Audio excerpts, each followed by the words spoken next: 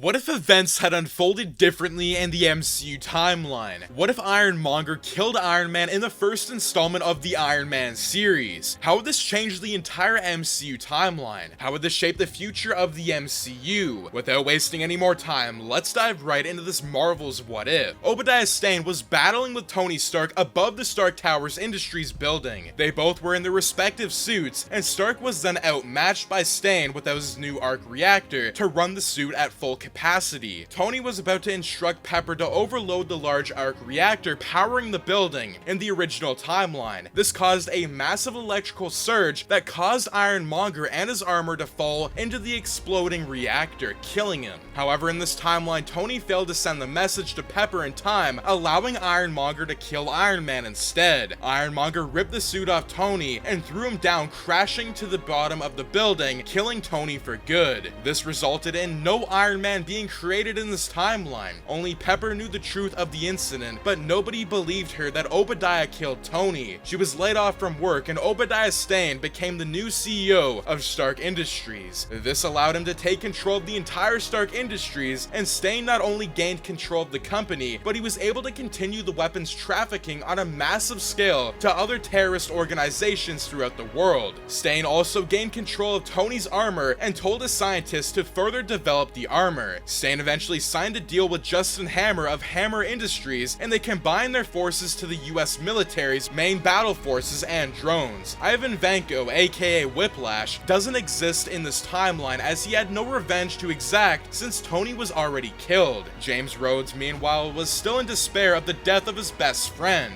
Nick Fury didn't set up the Avengers Initiative as Tony was supposed to be the main leader of the Avengers Initiative, and Thor's hammer would eventually fall in New Mexico. The Thor timeline would be the same, where he would be banished to Earth for not being worthy by Odin. As a result, when his hammer fell on Earth, Obadiah Stane was interested in acquiring the hammer. However, the public surfaced and he is the CEO, and nobody knows that he is the Iron Monger. With the enhanced suit that he created by a scientist using Tony's suit as a prototype, Stane dispatched his drones to New Mexico to acquire the hammer. SHIELD agent Phil Coulson was in charge of monitoring Thor's hammer and saw that the drones were trying to acquire the hammer. However, all of them were unable to and were eventually shot down by SHIELD agents, and Phil informed Nick of the interface, and Nick decided to send Black Widow to investigate where the drones came from. The rest of the Thor story would play out the same, where he eventually faced with the Destroyer and gained his worthiness to lift Mjolnir again. Obadiah learned that there were other beings on Earth, such as gods like Thor. Eventually, Loki was defeated, and Thor said that he wasn't ready to be the king of Asgard. Loki would then encounter the other and made a bargain with him in exchange for the Tesseract. The other promises Loki an army to subject Earth. Obadiah's drones, meanwhile, were close to being such as Tony's bots, but still lacked some capabilities. Black Widow managed to infiltrate and learned that Obadiah Stane was in fact behind the drones that tried to acquire Thor's hammer. Natasha also learned from Pepper that Tony was killed by Obadiah as a result of the power struggle. While she doesn't have proof, she reported all of the news back to Obadiah. Loki would then steal the Tesseract and use his scepter to enslave Selvig and the other agents, including Clint Barton, to aid him. Nick Fury decided to set up the Avengers Initiative without Tony being the front runner. The Avengers were made up of everybody except Iron Man. Loki would arrive in the Stargate, allowing Barton to steal the necessary resources to stable the Tesseract's power. Obadiah knew that he couldn't fight against Loki and his allies. He then arrived at Stuttgart too with his drones. He made a deal with Loki in exchange to provide extra battle resources for Loki. Loki himself would allow Obadiah to control the weapons flow of the entire world, and that Obadiah would be crowned as the new president of the United States under Loki's control. Loki knew that this would be a good opportunity and allowed him to join forces. The Avengers retreated and decided to brainstorm of ways to take down Loki. The Battle of New York would happen the same, and the Avengers would battle the Chitauri and Obadiah's drones. Obadiah would then send his drones to kill Justin Hammer, as he felt that as Justin plays no future plans for him.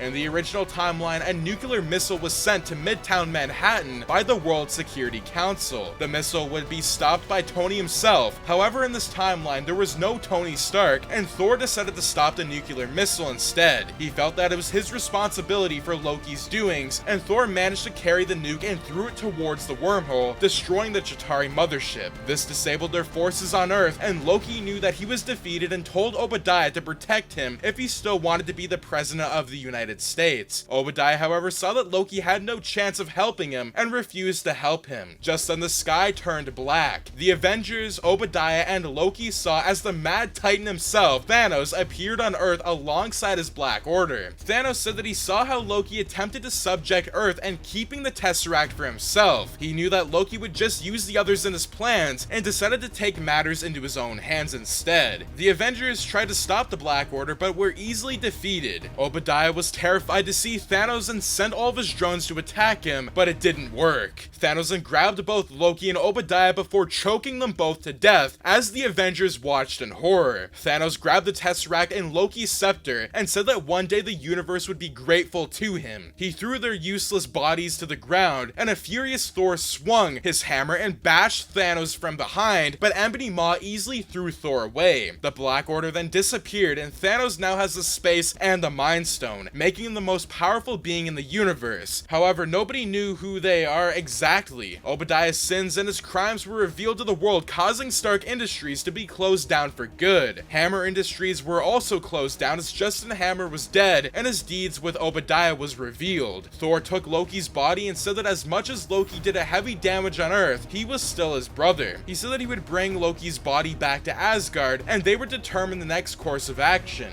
After the Battle of New York, Captain America would then face the nightmare of the past, the Winter Soldier. However, the helicarriers were not to float in the air, identifiably, as it was Tony that upgraded the tech from the turbulences to the repulsor tech, while Project Insight was manipulated by Alexander Pierce to target all of the enemies of Hydra. They were not able to launch a massive strike for a long time in the air due to the outage of the turbulences. Nick Fury wanted to originally use Project Insight to fight off against potential world threats ever since Thanos arrived. However, the Winter Soldier and Hydra caused a backfire to these plans. Eventually, Steve Rogers destroyed the rest of the helicarriers and the Triskelion, and Quicksilver and Wanda never existed as Loki's scepter was never stolen by Hydra. The twins remained as normal beings and were never part of the experimental by Baron Wolfgang von Strucker. The Age of Ultron timeline would not exist due to the Mind Stone in Thanos' hand. Meanwhile, on Asgard, Odin decided to seek Thanos himself as he wanted revenge for the death of his son, Loki. He instructed Thor and the Warriors 3 and Lady Sif to rally the troops and began the hunt for Thanos. Odin said that with Thanos having 2 Infinity Stones, he is the greatest threat to the universe. Heimdall told Odin that they have spotted Thanos in a different galaxy. Thanos himself has gained the Soul Stone as he sacrificed Nebula, and Gamora in this timeline told Thanos about the location of the Soul Stone as she was fearful for her father having the 2 stones and could know the truth, especially with the Mind Stone. The Guardians of the Galaxy were never formed as Groot, Rocket, and Drax never met Quill. Thanos brought Nebula to Vormir and sacrificed her instead as she loved Gamora more. Ronan the Accuser would then be instructed by Thanos to seek the Power Stone, in which he did. Ronan, however, wanted to destroy Xandar and betted the Power Stone onto his Warhammer. He felt that the Power Stone could stand a chance against Thanos, but soon he contacted Thanos, and Thanos and his Black Order emerged with the Space Stone. Thanos would then battle against Ronan, in which he was in equal battle as Ronan had the Power Stone. However, Thanos, being a super powerful being, even with the raw strength, overpowered Ronan and used his Warhammer to defeat him instead. Thanos used the Soul Stone to trap Ronan indefinitely, and Thanos said that with 4 stones, he needed to create a gauntlet that could hold these stones. As Thanos and his Black Order returned back to the spaceship, they found themselves under heavy fire. Ebony Maw said that the Asgardians have arrived to seek revenge on him for killing Loki. Odin used his Odin Force to cripple Thanos' warships. Thanos then sent his minions to attack the Asgardians, and a full-fledged battle ensued.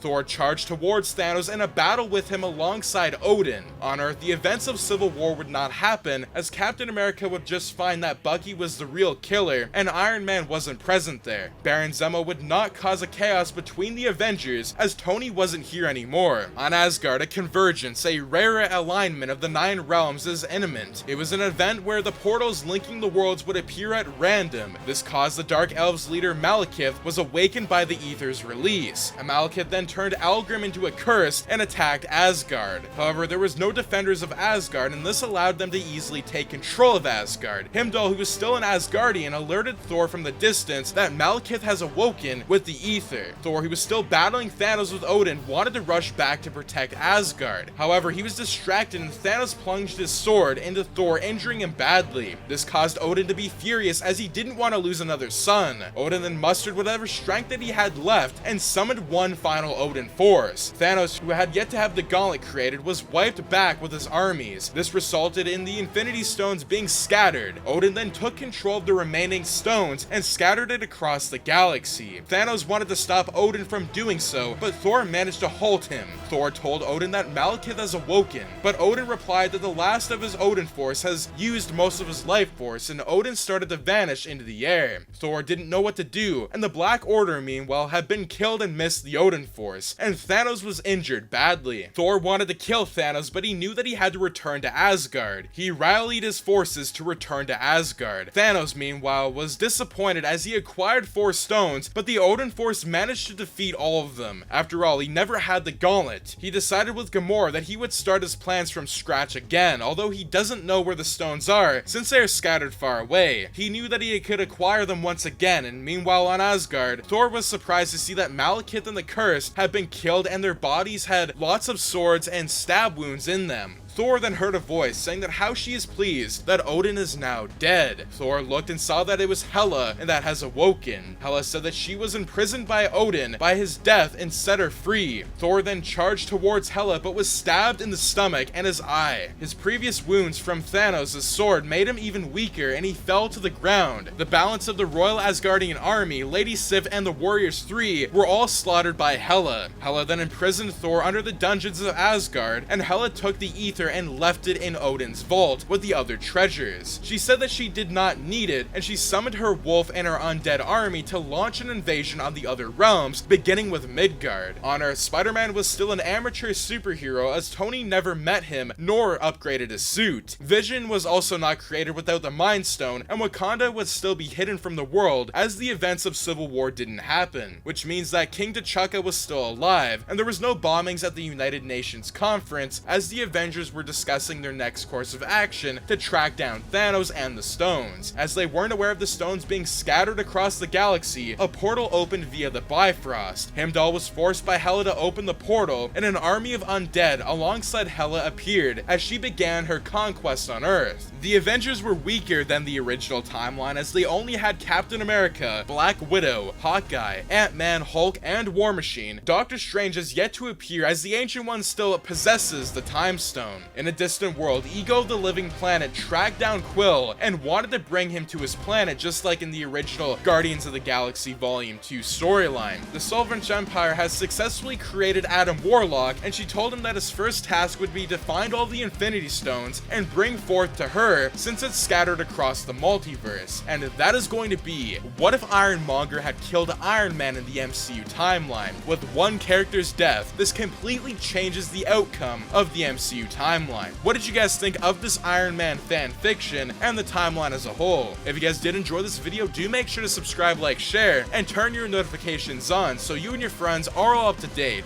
with latest content. But anyways, as always guys, thanks for tuning in and have a fantastic day.